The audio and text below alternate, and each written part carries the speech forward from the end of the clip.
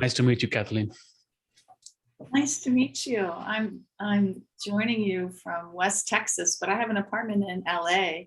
And I was just telling everyone that I actually drove up the Pepperdine University area about a month ago. It was a beautiful campus. I'd love to host you next time. Let me know. Oh, thank you so much. I will be there in a couple of weeks. I have a daughter that got a full scholarship to the architectural school in LA as a graduate student. She still wants her mother to come visit. So we actually share an apartment out there in LA, downtown. Thank you for the invitation. Yes, Sachin. Yes, should we start?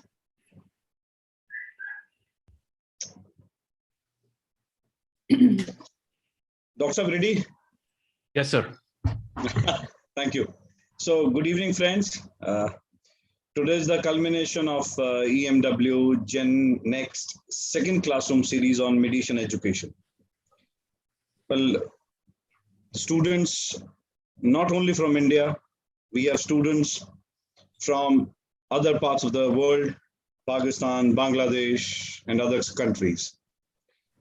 As a member of EMW family, it gives me immense pleasure to watch how the Gen Next have embraced mediation.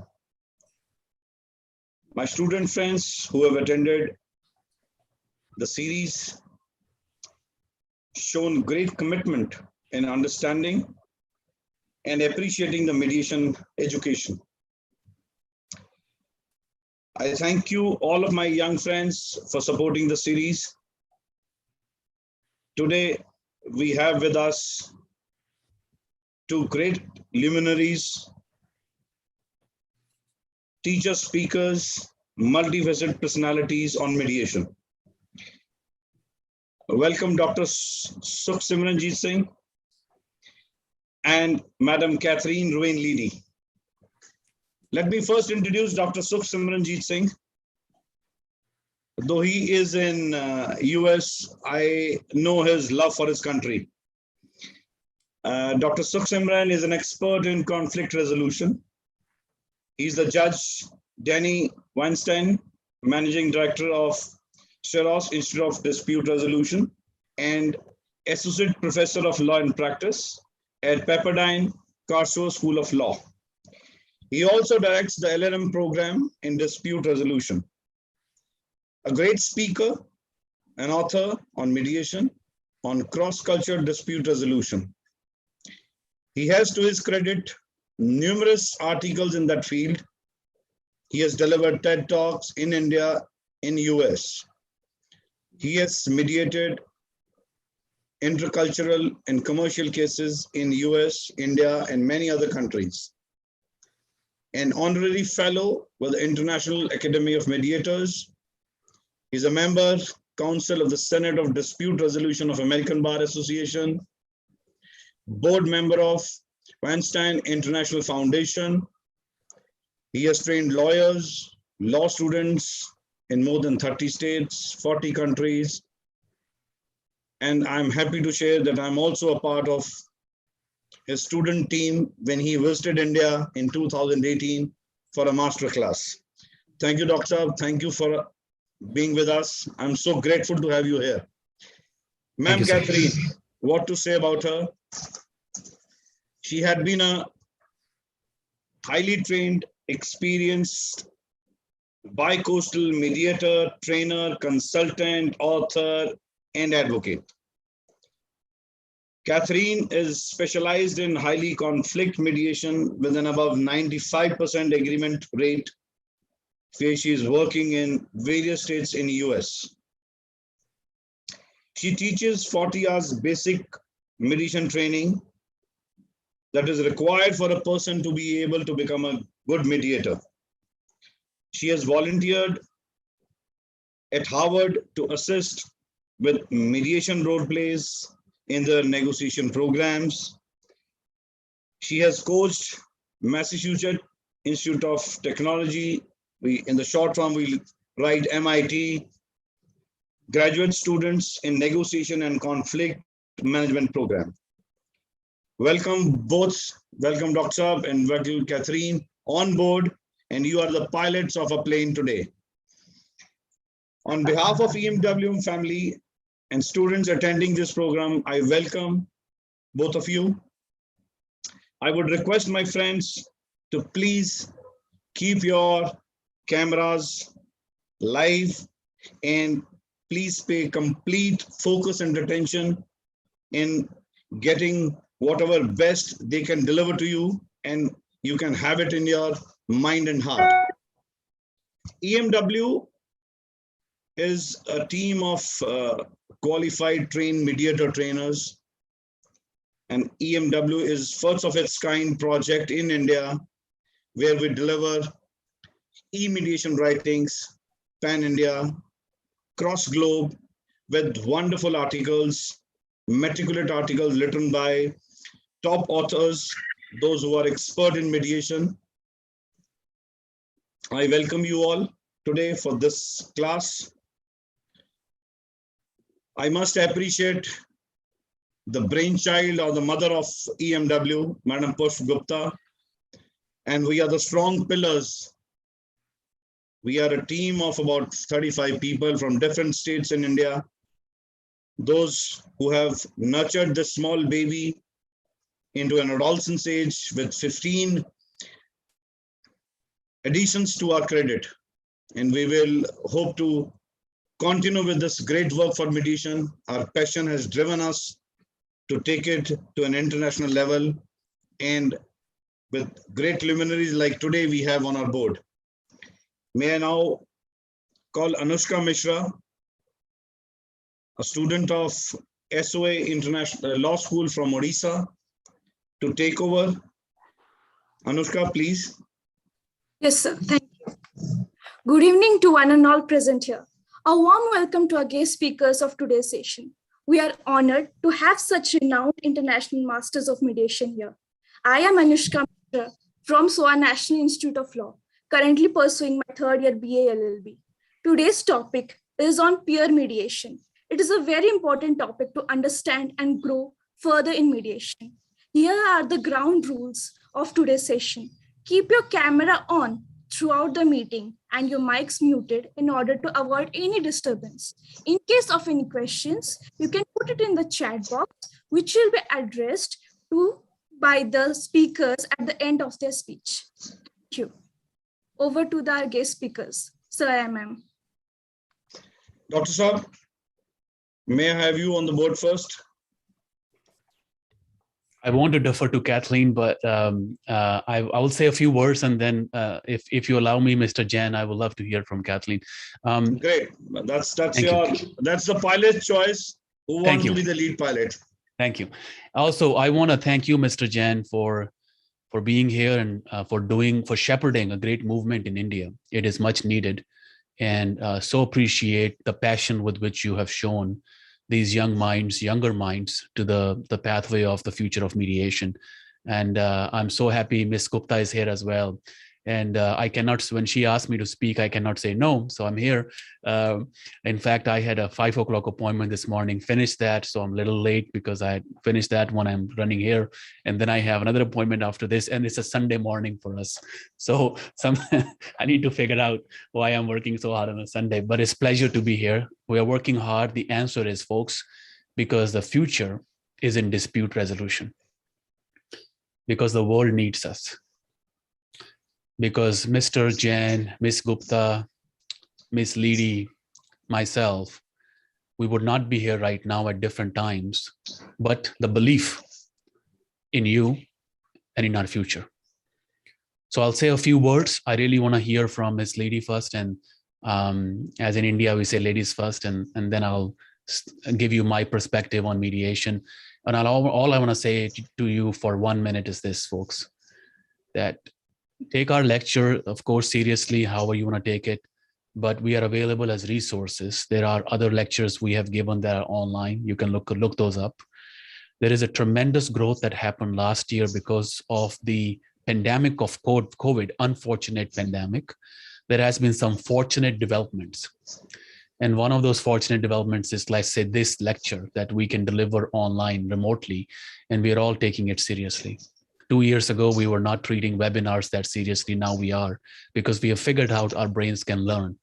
So my comment is that we have figured out our brains can relearn and our brains can learn. That means we have a potential to change the cells in our brains or change the way we think. And that's exactly what mediation is. The only difference is you are the leader in the room as a mediator, and you make other parties think differently. You challenge them, you push them, you work with them, you persuade them, you listen to them, you bow to them at times, and you tell them at times. Remember the Indian Sanskriti? We do namaste.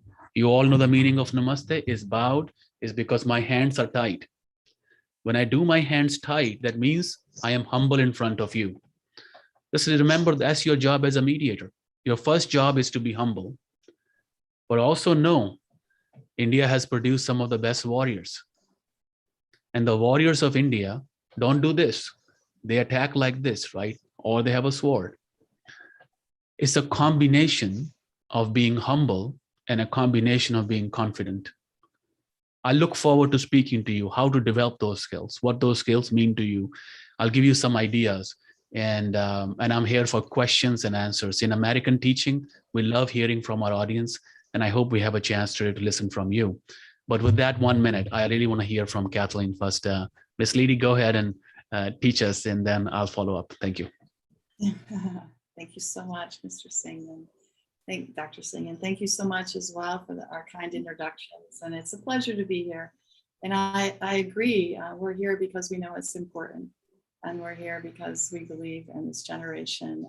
We also believe in the power of mediation to smooth over life's conflicts. With regard to that, peer mediation in high schools and middle schools in the United States, it's there for a very good reason. We want our students to be fully recognizing and learning and growing about who they are as people. And that process in school, when you're learning about subjects and you're interacting with teachers and you're learning about yourselves, is a very important process for development, for future forward careers and desires and vocations. And with that, peer mediation in the school, I was a part of it in 1992 as a teacher. I was a high school teacher for 22 years. And being an advisor for that was a very special opportunity. And we believe in it because there's lots of issues and conflicts in schools, which students can handle on their own. And we want students to learn to handle conflicts on their own. And students are moving from their classroom teachers to their sports coaches, to their club advisors. They're interacting with each other. So it's a very busy day. And most students are in school for 6 to 8 hours a day, 5 days a week in the United States. And it's a whole community. And within that community, the mediation skills that we know as mediators can be taught to students, both of ages middle school, 12, 13, 14, and also, of course, high school students on up to 18 years of age. And those skills are powerful.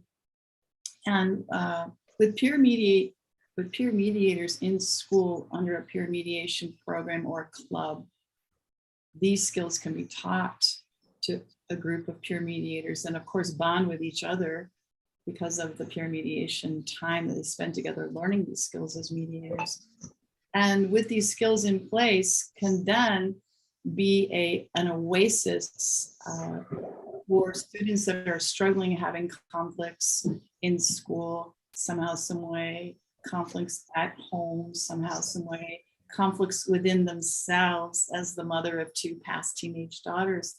There's a lot that goes on within a person, a young person, as they're trying to figure out who they are, what they stand for, where they're going, how in the United States, how popular they are not. Are they with the in crowd, so to speak? Do people like them? Do people not like them? Excuse me.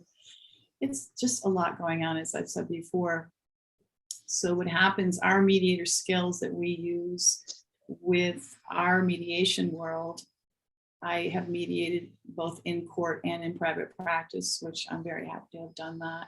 Those skills that we use as mediators, wherever we mediate, can then be taught, age-appropriate teaching to high school students and middle school students.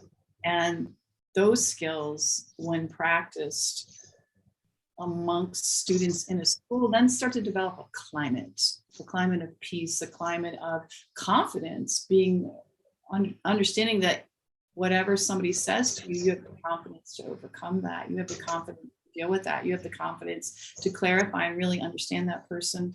So in the peer mediation that I've been involved with, and when I advise countries or states to start peer mediation program, I talk about 3 levels of peer mediation, how it's needed, how it's necessary. And then I'll quickly talk about those 3 levels, and maybe we'll be interacting together or taking questions as well. The first level is a student that would come to you as a peer mediator and just upset. And the most important thing that that student can have happen to them if they come to a peer mediator upset is to be clarified and valued and heard, just heard. So it's very important, the summaries of when someone's talking, when a peer mediator summarizes, like we summarize as mediators, it's very important that that person, that student that's upset gets heard clearly. So we use their key words to say back to them as we summarize, and we wait for that, yes, that's exactly what I meant. And then as a peer mediator, the next thing to do is ask the mastery question, as I call it, that it's valuable all the time, it never fails. Is there anything else? And when you ask, is there that anything else question, you are helping get that person to the bottom of their narrative of what's bothering them. During this phase, I always teach people, don't ask any mediator questions. Please do not talk until someone is to the bottom of their own narrative. And that narrative can be both with words, body language, and then there's the hidden narrative that I like to say is subterranean. That's the narrative of the emotions. What do the emotions mean? All 3 of those narratives need clarified. And we teach peer mediators how to do that. The second part of a student that may want to come into peer mediation is about options. After everything's clarified, what do they think they would like to do with it? What are their options? What do they see as their options? And peer mediators can help with open-ended questions and statements, open-ended statements as well, help a person then think about their options. We're not giving advice. We're not making statements for them. We're asking these open-ended questions to see what they see their options as being. And then the third part of peer mediation that's very powerful is implementing action steps for the person that selects an option or 2. Now, how do they want to put that option in action? What's very important is not to have a student come into a peer mediator, sit down and talk, and then we jump to options, action points. We don't want to do that. We want to make sure that that person, maybe they're just coming in to be able to have a peer mediator as a sounding board. And then because they're validated and they're understood, there's a relief. Oh, finally, somebody understands what I mean, and then they leave. Maybe next time they want to come in to see what options can be generated, but we don't want to springboard someone automatically because they've come into peer mediation all the way to implementing options and into action points. So that's something that I always advise people to be careful about. So that's roughly speaking, that's how the peer mediation group can create its own climate in a high school and can spread those skills of mediation throughout a high school. And also as a peer mediation group, I've seen the group just bond together. They become very good friends, even though it's a very diversified group. So that is a strong force inside of high school as well. And then the added frosting on the cake, as I would say, are peer mediation competitions within the United States, which my good friend Dick Calkins is starting that movement across the United States. I'm actually mediating in November in Tucson, I believe, or Phoenix, Arizona, a peer mediation tournament.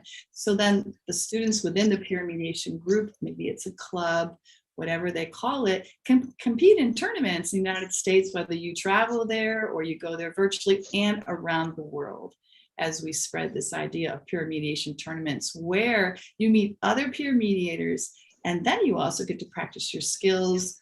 I always say mediation is a dialogical praxis, which means as we're practicing with each other and mediating with each other, we are learning from the other person, and we are also learning about ourselves. So we're continually growing as mediators.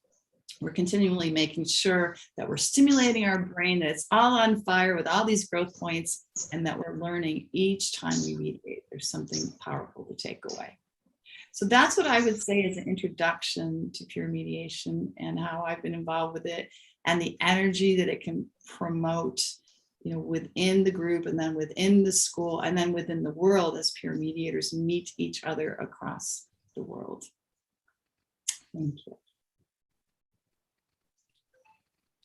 Wonderful. I think you're waiting for me now, so I will give me, folks. Let me back up a little bit. I'm assuming you're all learning peer mediation as a section, and you have other topics to cover.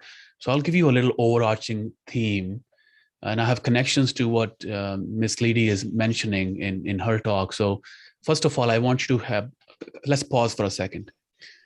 There is a yogi from India who said, we can learn a lot through observation.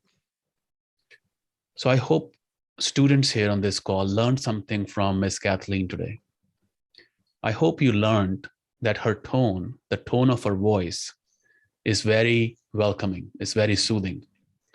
As a mediator, you need to have a neutral tone, a tone that welcomes, a tone that sets the right standard, if you may. Mediators, we are one profession. We are one profession, and mark my words, we're one profession that not only impacts the world around us, we are in a profession where it impacts the world within us. A famous colleague of mine, Ken Fox from Minnesota, I worked with him for many years, brilliant professor and mediator, once told me that we were discussing a few things, and he said, Sukhsimran, I don't know where I heard this, but I heard that 75% or so of the work we need to do in life is within ourselves. It's not outside of ourselves. It's working with our own, in India, we use the word inner engineering, right? It's working within your own self. So just that observation, I hope you picked on it. If you haven't, I just want to bring it to your forefront, your mind, if you may. I will give you my few minutes of talk on peer mediation through the lens of how to become an effective mediator. I will end the talk by giving you some worldwide tips. I've been to many countries around the world, every continent now, and I will tell you what I learned traveling the world and teaching other cultures, including Maori community in New Zealand, to Lima, Peru, to Brazil in Rio de Janeiro, and to my recent trip 2 weeks ago in Ghana in Africa. What I've learned in all of those trips is something I want to share with you, just because I think some of you will learn to take that with you. And last comment I'll make here is this, before in the introduction. Remember one thing, ahimsa, non-violence, the movement of peacemaking started from where? Right? I want you to think about India being a center. We're not going to be proud. We're not going to look for a medal. Hey, we were the first ones to come with this movement of non-violence. Let's not go there. That's, again, we are fighting. What we're going to, however, say is we understood it. We had leaders who said, let's be non-violent. Let's not kill each other. We had leaders who said, let's sacrifice ourselves for the freedom of the country. It is in our blood to be very good peacemakers. I just want to start there. Okay? We are a country of billion+ population with the largest religions in the world coexisting peacefully majority of the time. That is itself a miracle that other countries are going to learn from us one day, if not today. Now, with that introduction, let's get to some tips. My first 3 ideas that I want to share with you to be a good mediator is 3 pillars of mediation to me are mutual respect, cooperation, and understanding. Mutual respect. You may, my younger colleagues, you may want to write it down on a piece of paper and put it on your wall. Respect. This profession is built on respect. I'm teaching law here in the US. I'm directing one of the top programs in the country here in the US. I have 15 staff members who report to me full time. I have faculty, 6 faculty members, and then I have 40 adjuncts, practicing faculty members. Overall, I have a team of 50 plus people that I'm managing or working with rather, and it's a joy to work with them. But they will not listen to me. They will not work with me unless I am respectful. Remember that. It's not about hierarchy. It's not that I have a director title. I have to be respectful to gain their respect. It is two-way road. That's why the word mutual. Two-way road, mutual. One-way road, you say respect. But remember, if you want to seek respect anywhere in the world, not just mediation, even being a good leader, you need to know how to give respect. Number 2, cooperation. Folks, if I had more time today with you, let's say 4 or 5 hours, I'll talk to you about a couple of things. One is a dilemma we discuss in US negotiation literature, comes up often. You can look it up on Google. It's called prisoner's dilemma. A prisoner's dilemma is a game theory analogy where we learn when you are stuck to make a decision, would cooperation help you or will competition help you? But I'll give you a summary by a professor, Robert Axelrod, who studied prisoner's dilemma very closely and created computer tournaments and scientific experiments to give you a conclusion. So let me give you 4 tips that Mr. Axelrod gave us that kind of summarizes, and he published this in a book titled Evolution of Cooperation, Axelrod. Now, he says very beautifully, he says in life, you want to start by being nice to people. Just be nice. The very first gesture, be it a mediation, negotiation, arbitration, trial, litigation, start by being nice. He said, number 2, you want to be clear. Clear means simple. Do not over complicate things. Life is itself very complicated. Your job is to simplify things, not to complicate things. So be nice, be clear. Next one, he says, be provocable. If the other persons keep making fun of you, exploits the situation, is negative in you, that's something in you need to stand up. You need to have a backbone. You need to get up and say, sir, ma'am, this is not nice. Now, this is a deep point because within mutual respect comes a word, respect for yourself. Are you getting me? So far, we said, respect the other party so they respect you. But remember, it all starts with oneself. Respect yourself. So you don't let anybody walk over you or make fun of you or exploit the situation. You are this or that. You are lighter skin or darker skin, this caste or that caste, this faith or that faith. You know, we go through that in India, right? We have issues. We know that, right? We're going to stand up for each other. And we have faith in a younger generation because we all know, all the people who are whatever, above 40, above 50 here, we all know that you see less casteism than we did, that you see more equality than we did. So peer mediation essentially is based on that. It's based on that neutral lens. So last thing I'll tell you in mutual respect is impartiality.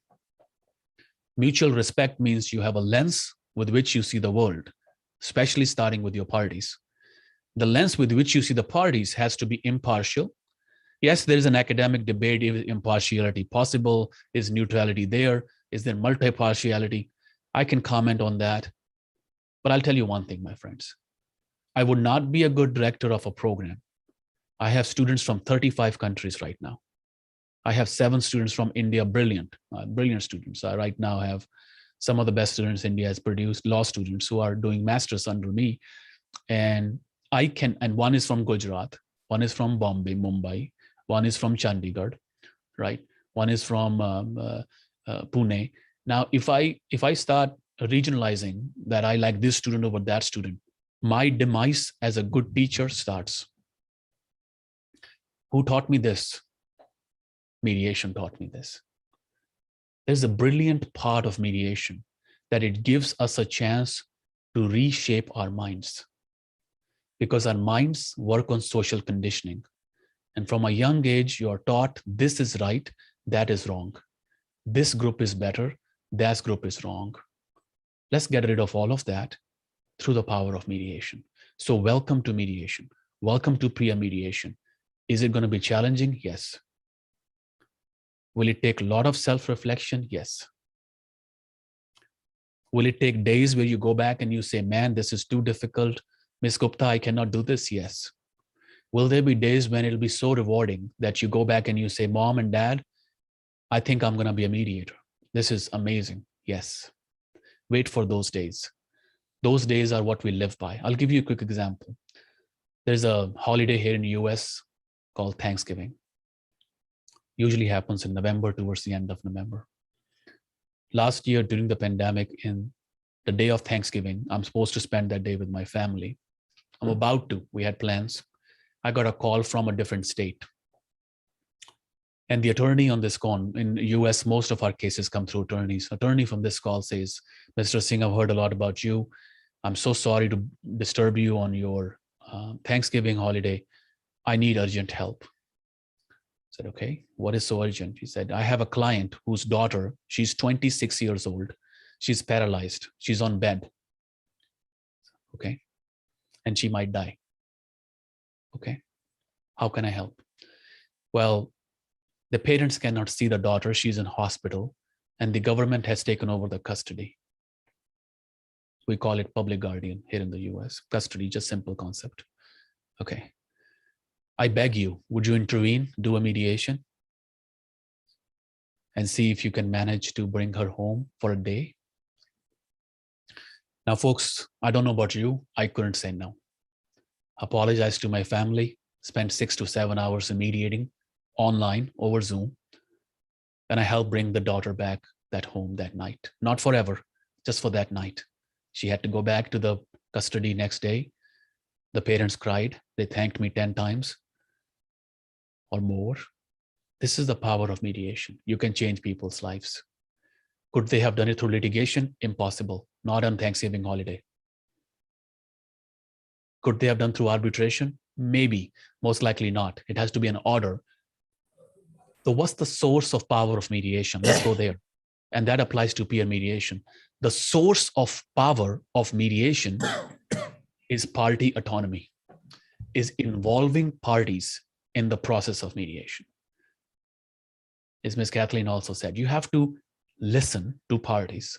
You have to begin cooperation in parties. So let's go to the last point now. I mentioned mutual respect, cooperation, and understanding, right? So I'm going to spend next 5 minutes or so just on this word understanding. Understanding is easy to say, very difficult to do, easy to preach, very difficult to practice. And understanding can come when you know what the party is telling you, when you connect with them, right? That's where understanding comes from. So we use the word listening. Let me do a quick exercise on listening. What is listening?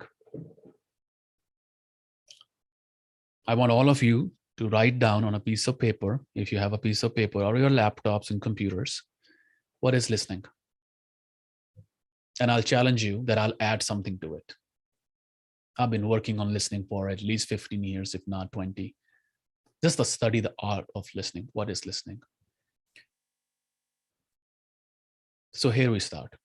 In the West, we call it active listening. You nod, you say, I hear you. You repeat what a person says. You paraphrase, you reparaphrase. You ask good questions. You use the word curiosity. I'm curious to know what you have to say. You give your mind a task. You summarize and you loop. That's listening in the West, if you may. Listening in the East is slightly different. When I say East, India is part of it in my mind. In the East, we say we listen through silence. We listen through respect. We listen through not interrupting the other party. We listen through letting go of judgments. We listen through not having our own agenda. Or Gautama Buddha said is very West. What did Gautama Buddha say? He said, do not speak unless you can break the silence.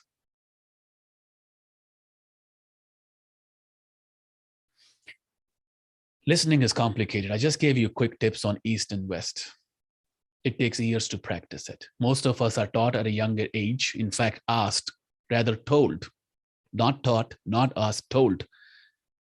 Let me say a few names here. I see Prakhya, I see Kanika, Swati, Leela. Leela, listen. Sukhsimran, listen. Kathleen, listen. But are we taught how to listen? So mediation is a chance to teach you how to listen.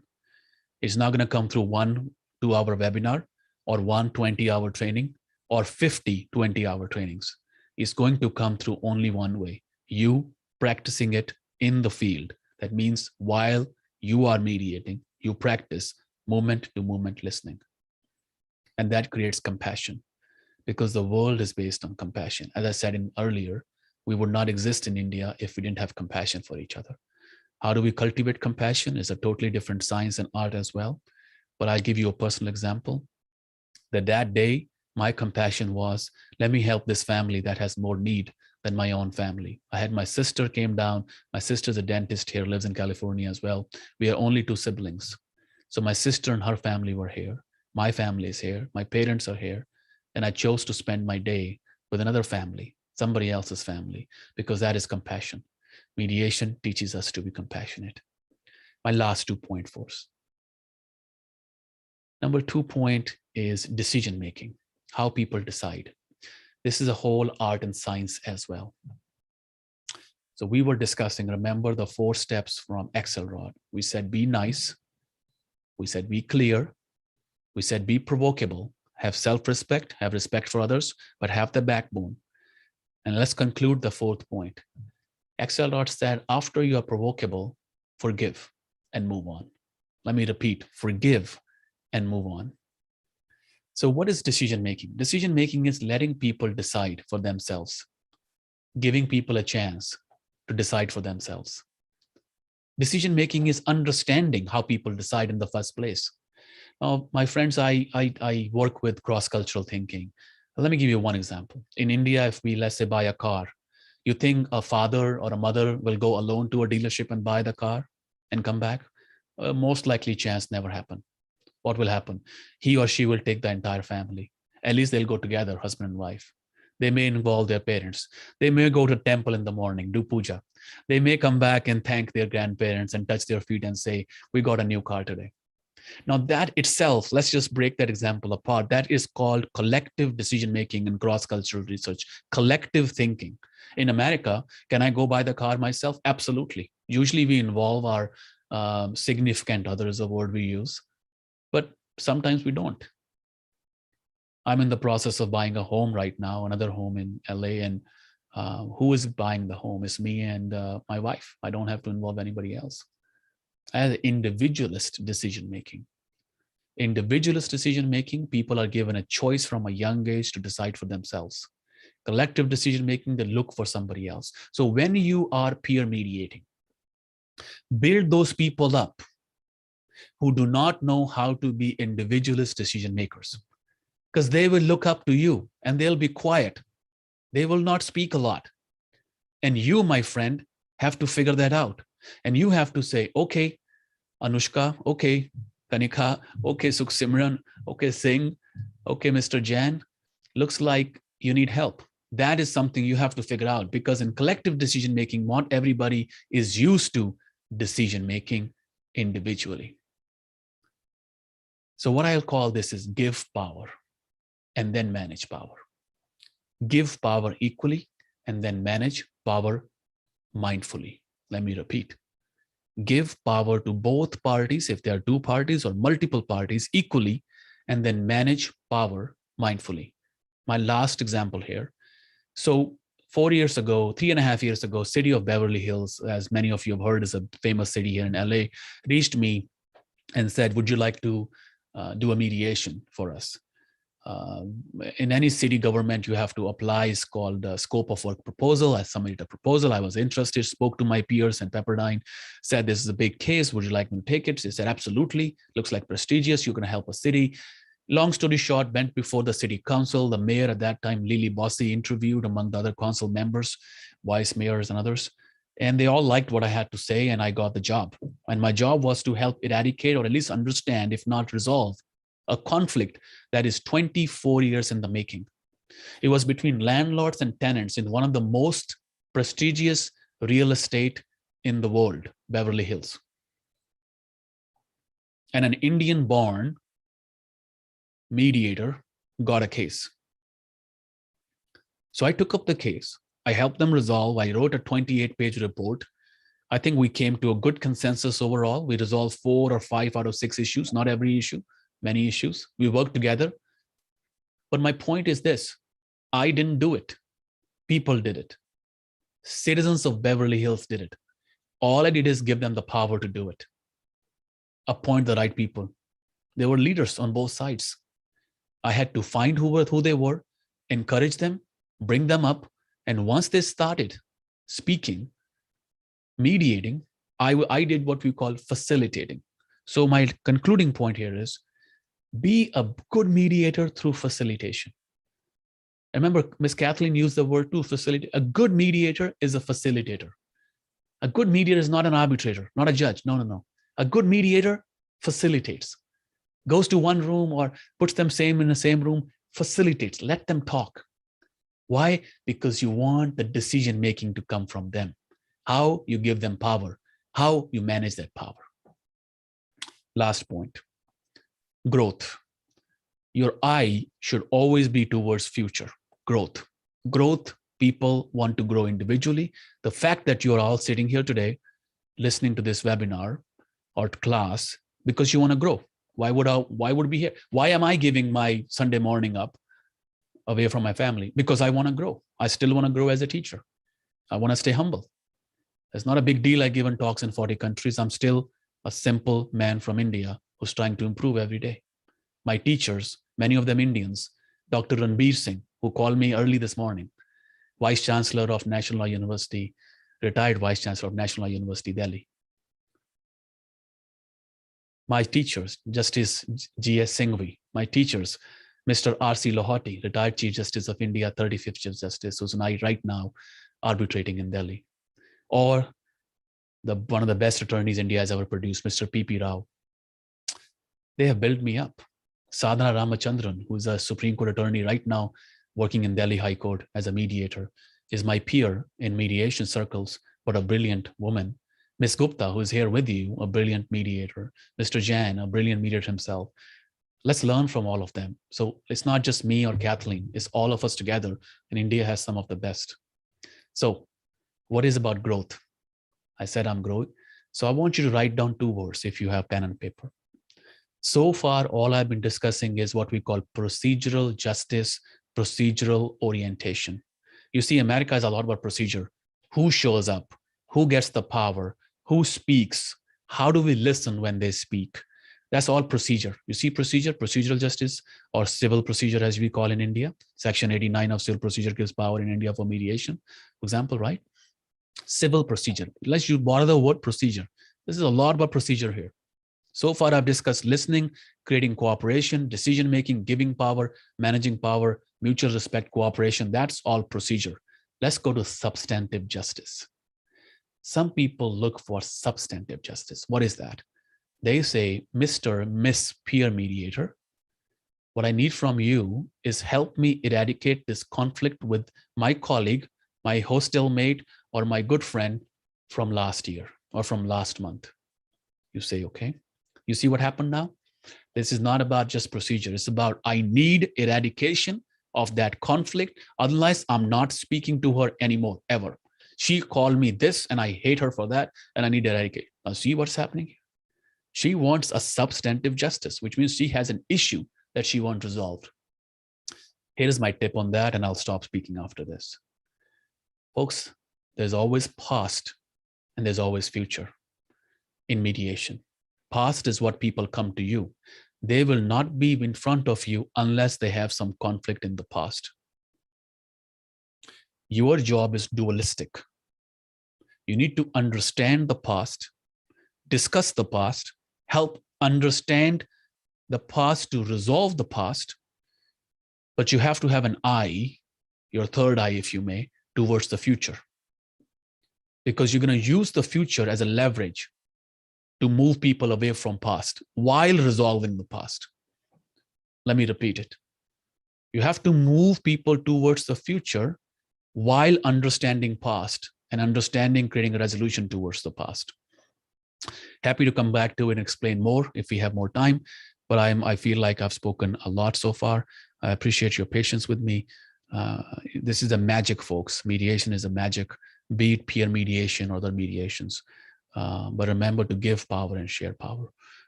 Back to you, facilitators. Thank you.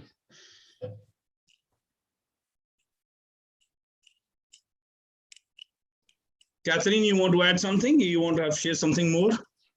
Yes, and I'm relishing in all the wise words and the Thanksgiving story that we heard. Thank you so much for that.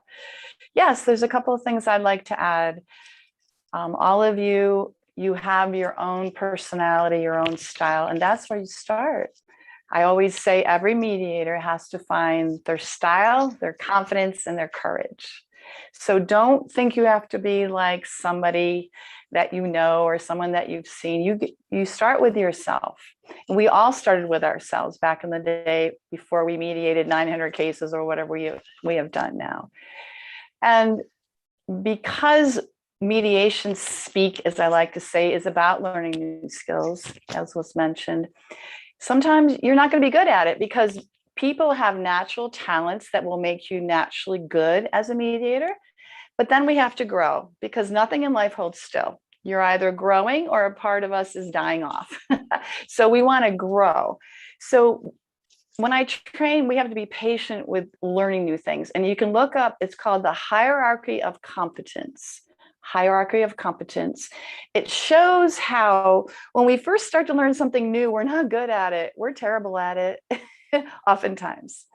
But the more we practice toward perfection practice, which is where we're striving to do something 100% well, we may fall short, but if we're aiming toward 100%, we're good.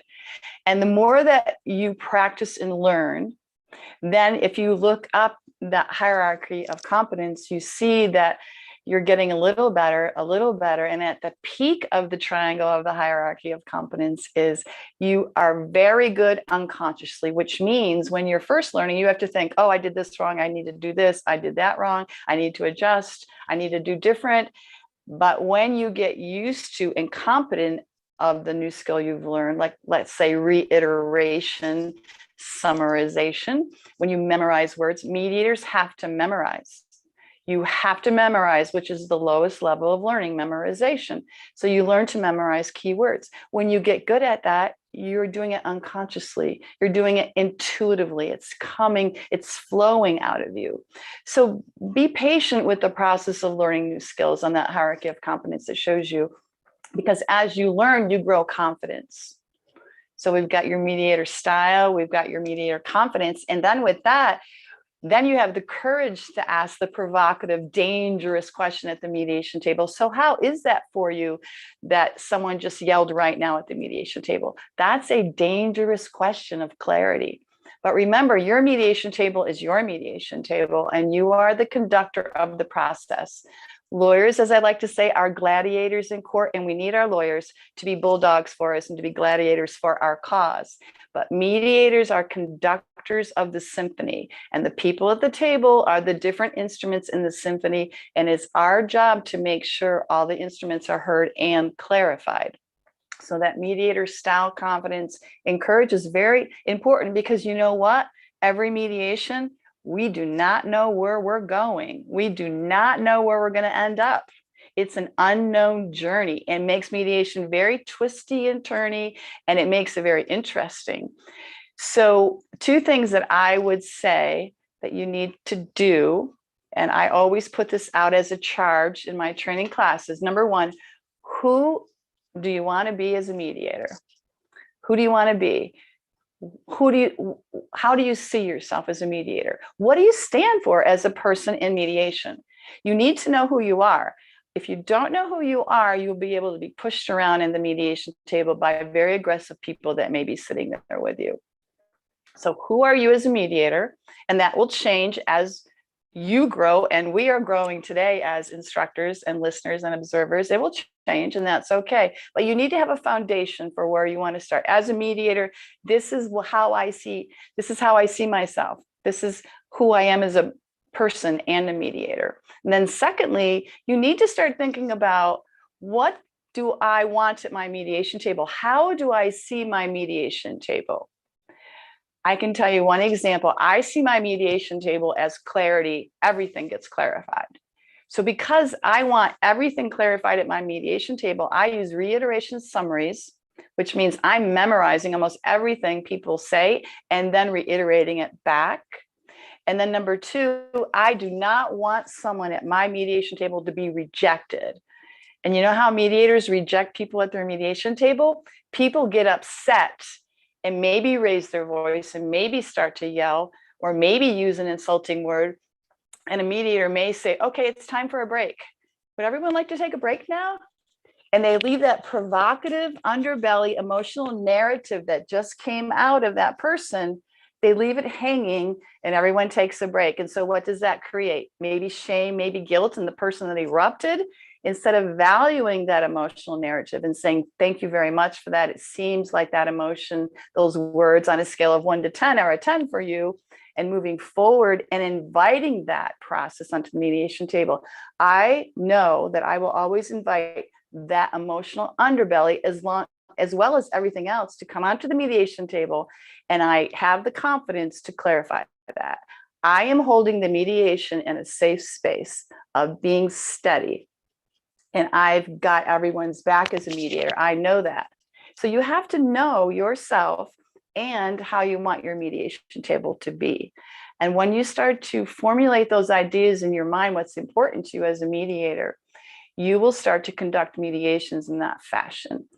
When you add that to growth, what you learn for people, what you learn what doesn't go well in a mediation, how you learn to handle an aggressive person in a mediation, and that will continue your growth as a mediator to maturity. And we never stop growing, which is part of our fascination of why we love mediation, because we're always growing. So those would be the three things that I would add to the wonderful conversation that we heard from Dr. Singh. I want to just repeat a couple of things that Ms. Kathleen mentioned. She mentioned, I love the analogy of conductors of symphony. Beautifully said. Conducting mediation is in a safe space. Your personalities are different. Work with your style. Don't copy anybody else's. Don't feel the pressure that you have to copy somebody else's style. And what do you want as a mediator? What a powerful question. What do you want what do you want to be as a mediator? I'm repeating to give respect to what I heard from my colleague, and also demonstrating a simple technique, as you said earlier, of listening, that I was listening, taking notes while my colleague was speaking. And I'll ask you, were you? Back to you, Mr. Jain.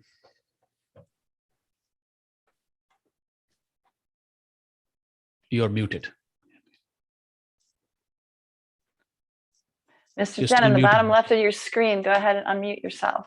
Okay. Thank you, teachers. That was a very powerful 1 hour lecture, the 1 hour knowledge on peer mediation. If I take it from the last an hour, what I hope my friends, those who have undergone 13 classes, this is what these two master people have summarized in their own words. How you should be, what you have to do, what are the principles, what are the tips: mutual respect, cooperation, impartiality, understanding, facilitation, moving from past to future, but answering the past. How you have to conduct, what is the symphony of doing a mediation on a table. Wonderfully well articulated knowledge. In fact, we have also, we all, as Dr. Sukhsimiran said, we all are in a learning process. We learn from every mediation. People teaches us, every new mediation teaches us something new. We change ourselves. Once we undergo a 40-hour training, after 5 days, we see the change in ourselves. How we conduct after 5 days, how do we conduct? How we think differently. It's an out-of-box situation where we learn, and we learn. Thank you so much. Thank you so much for a wonderful, beautiful lecture, Dr. And Kathleen, it's been really an amazing journey for this 1 hour. This is a journey into mediation, how important mediation is going to be in future. Probably I'll take in India because worldwide it has taken a deep rooted. India, we have still from infancy, we have come to adolescence, but there is a lot of things to be worked. And we are pushing forward. We are pushing ourselves forward. We have now, this is something new which we have done, is bringing the young blood, students, to become neutral mediators, to act as neutral mediator in peer mediation between the friends, between the co-students. What else I can say? Thank you so much. Thank you so much for a wonderful time you have given us. And now, anybody wants to ask any question? Anybody has put a question in the chat box. Somebody wants to ask question to Dr. Saab or Catherine? Yes, sir. This is Deepthi, sir. Yes, Hello. yes, yes. Why not? Why not? Sir, I would like to ask, could you recommend any books for developing the mediation process? How we have to be, as a personality wise, how do we have to develop? Any books would they refer, both the speakers, any of them? I can start. Go ahead, Catherine, Okay. please. Thank you. I would recommend any book written by Ken Cloke, Kencloke. He is Cloke. He was a young lawyer in Alabama during the Civil Rights Movement. That's where he started his passion for mediation. And now he's in his 80s. So talk about wisdom. And he's got a book that I didn't even know who he was at the time.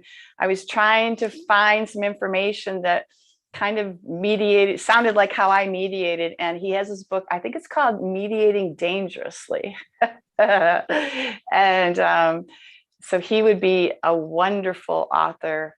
If a book title grabs your attention, grab that book. I think Dr. Singh is looking for a book in his shelf. I am. I have Ken Cloke's book here as well, but okay.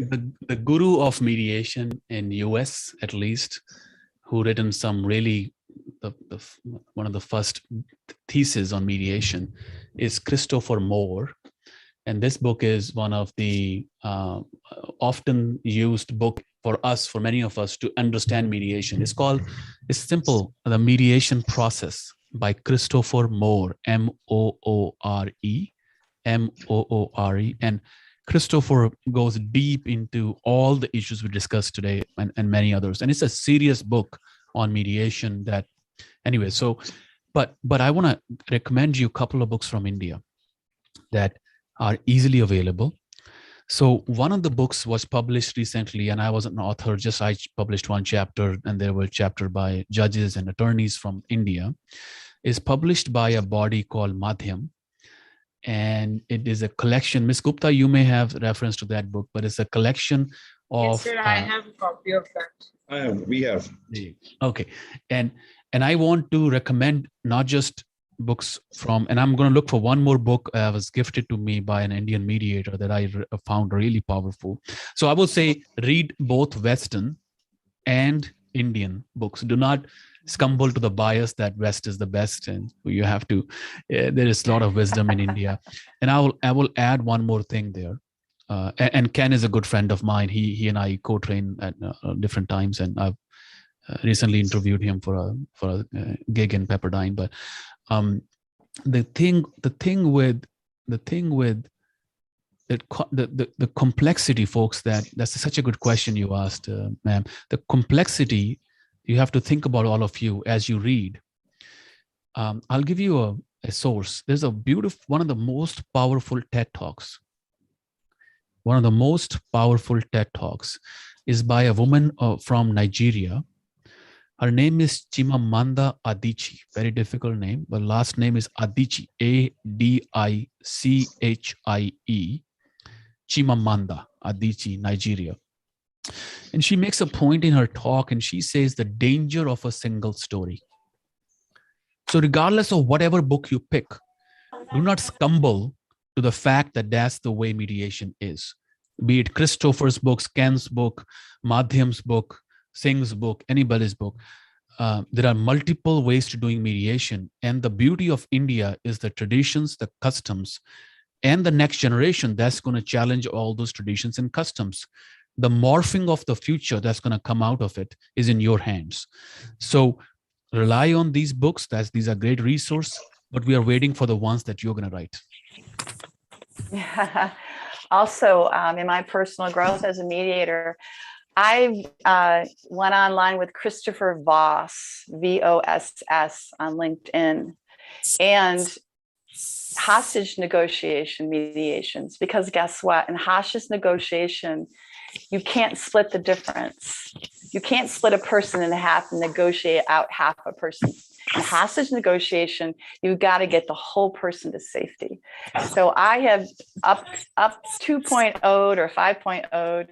Yes, never split the difference is what Christopher says. Yes. And hostage negotiation has some amazing techniques for the mediation table. They do things like tactical empathy, and you can look at these strong, powerful phrases and decide what you think of them. But remember, that's a whole level of negotiating where they literally can't lose. You don't want to lose a hostage. So see what you find in there and what you discover in there that can add to your mediation practice as well. Mr. Sachin also. And you got the book. I'm also looking into my library. This book, Thank you so much. Robert Oh, yes. both of you. Mediation. Ms. Gupta has a book. You're welcome. Yeah. So It was we a have great this- question. Thank you. Here's Derek Gomp's book. I've got it right here. This is Derek. He was actually in, oh no, I'm sorry, that's another one. Derek's book is That's JRD. right here. It's right here. Yeah. And he was in charge of hostage negotiations, I believe, in LA. So yeah, there's a lot of really good information out there for everyone. I'll add one. I won't name another book. There are many out there, folks, and I have a whole list of books I can recommend that I've read, bibliography, and I'll send it to Mr. Jain or Miss Gupta. But the point that I want to make here is there are books that are focused on mediators as neutrals, and there are also books that are written about use of advocacy in mediation. That's the attorney's perspective on mediation. There is my good friend Dwight Golan and Mr. Folberg used to be a dean at San Francisco Law School. J. Folberg, Folberg. Now that book is very expensive. It's I think above $150 or so. I don't know the real rate, but that book discusses the role of advocates, the role of attorneys in mediation. So don't just look at books from mediation's perspective. Also look for role of attorneys or mediation advocacy, which is also very interesting point in itself. Back to you, Mr. Jain. Yeah. So what Dr. Singh has said, that you don't have to, you read all books, but they're not Bible. Yeah. The Bible is within you. Explore your capabilities, explore your qualities, explore yourself. Every mediator is different in his own range. So you have to learn the process, understand the skills, and use it wisely in every mediation. You may not be using everything in one, but you can use them wisely in different mediations. Am I right, Doctor? Beautifully said. So any more questions? Excuse me, sir. Good evening, ma'am. Good evening, Catherine, ma'am. Good evening, Sukhmanjeet, sir. Hold on, Prakya. It's Sukh Simranjeet. Try that. Not Sukhmanjeet. Yes, sir. That's okay. Sukh Simranjeet, sir. Good job. Yeah. Good. Sir and ma'am, I had a question for you both. Actually, I wanted to know now that Kathleen ma'am had actually mentioned about hostile mediation. So if a mediator comes across a hostile mediation where the odds are pretty steep that the mediation might fail, how can a mediator then in such situation recover that mediation? Very good question. Kathleen, you recovery of a mediation that seems to be going south or sideways or into destruction. Well, the first thing is to remember our job as mediators. Our job is to clarify. And if people want to head down into destruction, remember there's a bell curve of chaos. It talks about war and peace.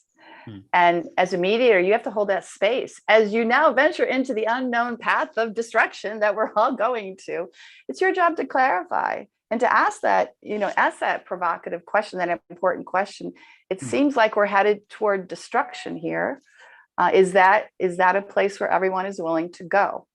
So you're not only clarifying what's happening at the mediation table, you're clarifying the potential future steps. Is everyone willing to go here? And as I see it as your mediator, this is the confidence and courage I'm talking about. As I see it as your mediator, I say that a lot, as your mediator. I say on the mediation table, because you want to take the energies, there's metaphysical energies in mediation. You want to take the energy of that tenseness and you want to divert it to something neutral. So you want to say, at the mediation table right now, you don't want to say, you said this and you said this, so therefore we're going here. You want to say, at the mediation table right now, this seems to be the place where we're headed. Is everyone willing to go? So as Dr. Singh had said, mediation is about respect. So you ask permission oftentimes. Is this where everyone wants to go? If everyone wants to go there, then you hold the space steady and you continue to clarify. And the more that you clarify, the more that people can think, because what happens when people are upset and mediations are going sideways and south and downhill is that the amygdala, the primitive brain, is taking over, which means the prefrontal cortex can't think straight. So as you clarify their words, you're actually helping them think. Did you really just mean these words that I'm clarifying right now? So you allow people to clarify themselves. And as people clarify themselves and understanding is on the mediation table, guess what? You can avert that path of destruction by being a mediator that stays with them and has their back, and then clarifying along the way, because most people don't want to head for destruction. And you can even say, we seem to be at the edge of a cliff right now. Is this all right for everyone? And you can clarify that and get their thoughts on that as well. And as a mediator, I will say it sounds like, I never will speak for parties. I will always ask permission to ask a question. I will always say, it seems like, it sounds like, it feels like, that maybe you both want to go to court, because that's an agreement at the end of a mediation. If both parties want to go to court, then I simply say, so you've agreed to go to court. So these are a few of the skills I use, because as a mediator, it's not about what I want. It's about clarifying and seeing and asking them, where do they want to go? What are their options? And is this truly a place that they want to venture to? And most people will bring themselves back from that cliff, and they'll start to look for the other options to make the mediation end in an agreement instead of ending just the mediation, and they have to move on to another part of the litigation process. With what Dr. Singh and Catherine has said, see, books are books. You have to learn practical also. I must also share that since we are into the e-mediation writings, we have a number of articles published in almost 15 journals now. Go through them also. Go through them. They are on a particular one issues which give you more clarity on the subject. It can be neutrality, where kids are involved. There are a lot of things. So please go through all those articles. You have enough time. See, when you start reading a book, we end up reading 10 pages and then we are out. So give time to books, give time to articles. Read more, keep on reading, you learn more. Can I add to that? That's such a good point. Some of the best article, friends, you will find is by recent law graduates who are out in the market, because they have to do such a good work to get their first publication. It's easy for me to publish now, right? People are asking me, hey, would you put an article here? Would you? But for a first article, somebody, and they're also current with the contemporary topics. Last point, and they have a fire, they have that vision, they have that, and they have that fight that they have to prove to the world, hey, I can. So that's a very good point by Mr. Jan, that read articles by your peers, by someone who is only 3, 4, 5 years out ahead of you, not 20, 30 years ahead of you. And can I quickly give a comment on the previous question? That was such a good question on hostility in mediation. And I just want to compliment what Ms. Kathleen said. I agree with what she said. That was a very expert and transformative answer is how to work with parties. And I just want to give a new dimension. Sometimes you are in a mediation where hostility is so much that you have to stop mediation because you are guardian of the process, because you have responsibility of safety and security of people in the room. So